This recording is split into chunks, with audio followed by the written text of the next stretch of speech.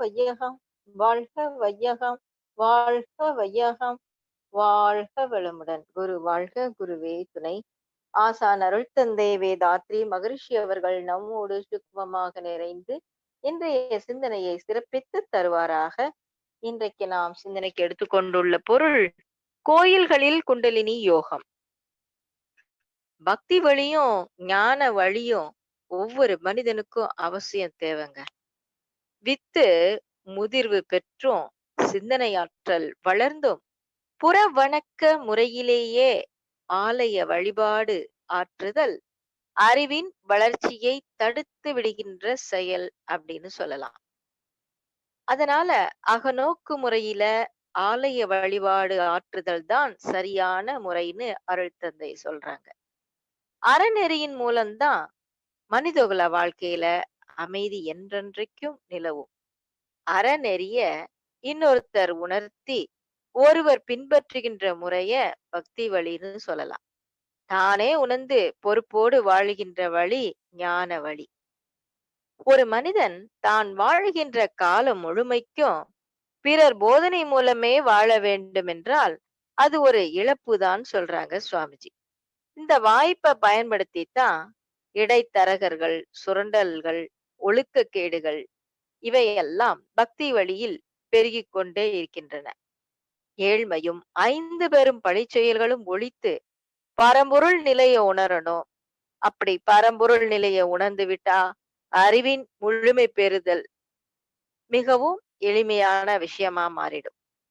ஆலய வழிபாட்டின் இறுதி பயன் என்னன்னு பார்த்தா அறிவில் முழுமை பெறுதலே.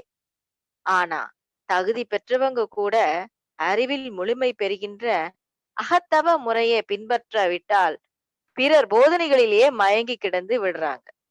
இதனால நல்ல பயன் கிடைக்கிறதுக்கு பதிலா தீமையான பயன்கள் தான் விளைகின்றன. மனிதகுலம் அமைதியோடு வாழ வேண்டுமானா தகுதியுடையவர்கள் அனைவரும் காலத்தோடு குண்டலினி யோகம் என்கின்ற அகநோக்கு தவமுறையை பயில வேண்டும். எல்லா மதங்களுடைய கோயில்களிலும் அகத்தவ பயிற்சிக்கு வாய்ப்பு ஏற்படுத்த வேண்டும் என்பது அருள் தந்தையின் நீண்ட நாள் அவா. தமிழக அரசுக்கு அருள் தந்தை அவர்கள் வேண்டுகோள் விடுக்கின்றார். முதல்ல தமிழ்நாட்டில் இருக்கிற சில கோயில்களை தேர்ந்தெடுக்கணும். அகத்தவ முறையென செயல்படுத்த அறநிலைய அதிகாரிகள் முயற்சி செய்ய வேண்டும். மனவளக்கலை மன்றமும் அதில் தேர்ச்சி பெற்ற எண்ணிறந்த அகநோக்கு தவ ஆசிரியர்களும் தங்கள் தொண்டினை ஆற்ற தயாராக உள்ளார்கள். தமிழக அரசு இந்த எடுத்துக்காட்டினை ஊன்றி கவனித்து ஆலய வழிபாட்டில் ஒரு திரட்சியை ஏற்படுத்த வேண்டும். இந்த வழிபாட்டு முறை சிறிது சிறிதாக எல்லா மதங்களின் கோயில்களில் பரவி உலக விரிவாக மனித குலத்திற்கு பெரும் நலம் விளைக்கும் என்பது நிச்சயம். இத்தகைய வழிபாட்டின் மூலம்தான் அறிவை அறிய முடியும், உயிரையும் உணர முடியும், இறைநிலை தெளிவும் பெறலாம். தன்னை அறிவதே உலக மதங்கள் அனைத்துக்கும் முடிவான எல்லையாக உள்ளதால் இந்த குண்டலினி யோக தவ பயிற்சி மூலம் மதங்கள் அனைத்தும் நிச்சயம் ஒன்றுபட முடியும் என்று அருள் தந்தை சொல்றாங்க. ஆலயம் என்றால் என்ன என்பதற்கு சுவாமிஜி கூறக்கூடிய விளக்கமும் ரொம்ப சிறப்பாக இருக்கும். ஆலயம் என்றால் அறிவு ஓர்மை நிலை பெற்று ஆன்மாவெனும் உயிரில் அடக்கமுறும் பெயராகும். ஆலயம் எனும் சொல்லில் ஆன்மாவாகும். அடுத்து வரும் லயம் அதனின் அடக்க நிலை குறிப்பு என்று சொல்லலாம்.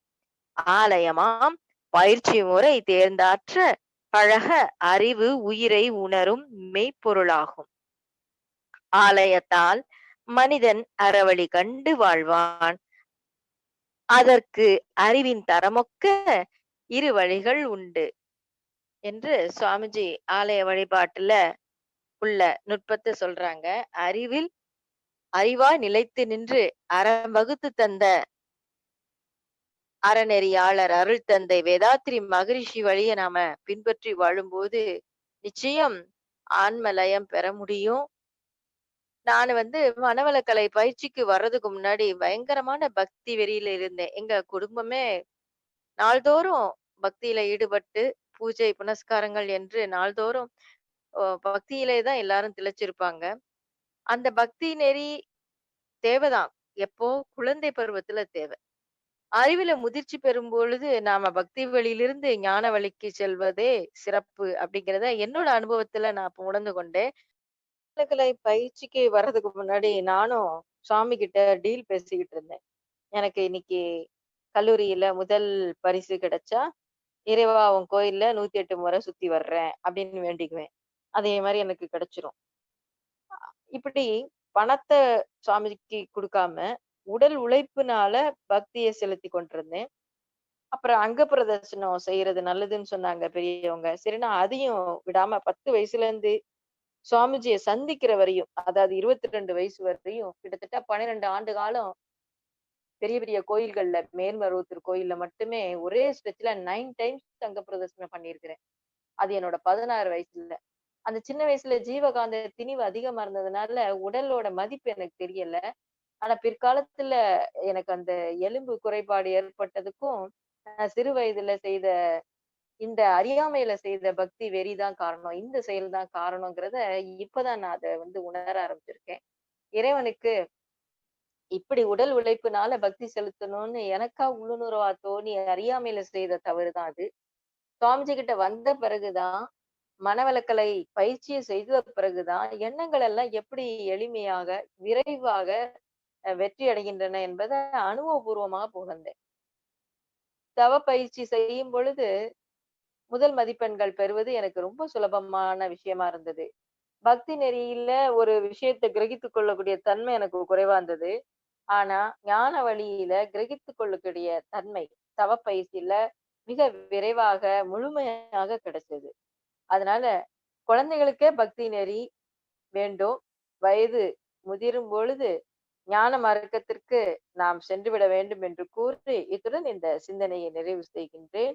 நாம் அனைவரும் அருட்பேராற்றல் கருணையினாலும், குருவின் ஆசையினாலும் உடல் நலம், நீழாயுள், நிறை செல்வம், உயர் புகழ், மெஞ்ஞானம் ஓங்கி வாழ்வோம். வாழ்க வளமுடன்.